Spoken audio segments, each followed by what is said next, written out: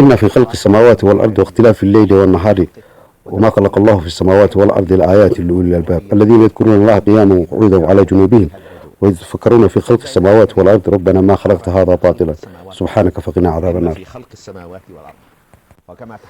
آيات بقوليو أفري الحدنات سورة البقرة aragti cilmi ahaan marka aad eegto kaanku sida uu sameeyay yahay iyo xikmadda Ilaahay uu ku abuuray wax walba sidii uu ugu talagalay iyo qaabka ay u socdo iyo qaabka ay isku hayaan iyo qaabka ay u kala fog yihiin iyo qaabka ay isku soo noqonayaan iyo wareegooda guud wareegooda gaarka ee ay ku wareegayaan iyagu isku wareegayaan iyo ka ay ku wareegayaan jurmiga kale ka weyn marka uu bilaabanku aqoon yeesho oo uu ka fikiro qaabka ay u sameeyay yihiin waxa ku tusinaysaa in mubdic kaliya oo khaaliqa oo xakiim ah uu jiro oo cid la wadaagta iyo cid la leeyahay ayna jirin salahan aqoonta bilaadanku inka waxay gaarsiisan tahay heer ay ogaato marka la eego ururiyaasha uu ku sameeyay yahay nitrogen ayuu ka sameeyay yahay 5% oo ah cunsurka ugu khafiifsan in ka badan 100 cunsur ee jira waxay ka yimaadeen cunsurkaasi oo asaas ah oo ama aabow ah cunsurkaasi nitrogen-ku waxa uu ka kooban yahay hal proton oo kaliya iyo hal electron oo isagana ku dul wareegaya ayuu ka kooban yahay kaas ayaana ay ka sameysmeen wax wal oo aynu arkano oo imika dhulka dushiisa aynu ku ayno sida dahabka rasaasta fidlada bilaadanku inta ay arki karaan ee imika xidigahaasi iyo samaawi dunyaha intaynaan gaarinba markaynu dhaahno solar systemka ama cadeedu inta ay xukunto meerayaala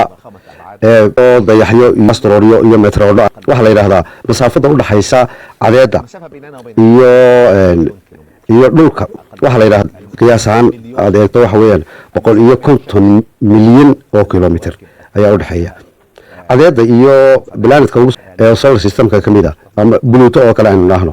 waa 6,000 milyan oo kilomitir waxa kale oo intaasi ka sii fog oo 100,000 oo kilomitir ka sii fog waxaan aynu dhaahno mudanabaadkaasi waxa weeyaan asalkiisu waxa weeyaan jurmigu leeyahay gas na afka hore ayuu ku haystaa mar wuxuu soo dhawaadaa xagga cadeeda marna wuu ka durkaa waana shayga ugu dheer ee solar systemka kamida cadeeda iyo inta ay xukuntay aynu dhaahno solar systemku waxa uu kamid yahay koox ahaan wuxuu ugu jiraa galaxy-ga ama aynu dhaahno habrijiidka oo samaysan xuubka caaradu ay samayso oo kale ugu yaraan xuubka caare ee ugu soo horeeya ee ay kamid tahay solar systemkeenu waxa ku jira 1,000 milyan oo xidigood ama cadeedood cadeedaha qaar baa ka weyn qaar way ka yaryihiin mid walbana waxa uu leeyahay intan aynu leenahay solar systemka iyo wax ka badan marka aynu dhaafno qiyaastaasi aynu ku qiyaasano solar systemka aynu qiyaasano solar systemkii la dhaafo waxa lagu qiyaasaa qiyaas ka fog tan imika isticmaalna kilomitirada iyo metriskaasi aan isticmaalno waxaana lagu xisaabiyaa waxay yiraahdaan light year kaasi waxa weeyaan isbiirka iyo xawaaraha uu ku socdo leerku oo ah ugu yaraan 300,000 oo kilomitir ilbiriqsiga taa macnaheedu waxa weeyaan marka light year aan soo saarno 300,000 oo kilomitir oo lagu dhuftay markaasi 6 waxaad helaysaa minute baa helaysaa minute-kii marka inta ku soo baxday aad ku dhifato 60 minute ku dhifato 60 si uu saacad noqdo saacadii baa ku soo baxaysa hal intii ku soo baxday markaad ku dhifato saacadood oo aad ku soo dhifato 24 saacadood maalin baa ku soo baxaysa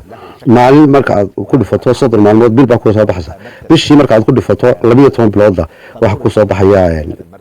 sanadkii light year-kii markaasi waa qiyaas macnaheedu aynu ku qiyaas karno ugu yaraan 9.5 milyan oo kilomitir iyadoo taasi ay jirto ayaa waqtiyadii hore waxa la moodi jiray in erga guud ahaantii iyo samooyinkuba ay ku kooban yihiin oo kale inta majaradan waxa la ogaaday in koonkani uu ka kooban yahay samaawi dunyaha inta ka soo hooseyso oo dhani ay tahay oo gaarayso qiyaas ahaan 100,000 milyan oo habrijiid oo mid waliba leeyahay intaasoo dayax iyo intaasoo xidigood iyo intaasoo dhul iyo intaasoo meere iyo intaasoo asteroid iyo intaasoo meteoroid khalqiga ilaahay uu og yahay waxa uu ku abuuran iyo waxa ku jira gebi ahaantoodna waxay ka hooseeyaan samadaas saqafka koobaad ee adduunyada ay gebigooda ka wada hooseeyaan inta aynu sheegana sidaa daraadeed baa ayuu quraanku ilaahay subhanahu wa ta'ala ku leeyahay ya ma'shar al-jinn wal insi istada'tum an tanfudhu min aqdari samawati wal ard فانفذوا لا تنفذون إلا بسلطان مقاري كريان بالآدم إنا يكجود بكران سماء الدنيا وأي قالان سقف قوبس وسكيا حتى وما دوا كريان انتو النبي آدم شريه دي أي جيران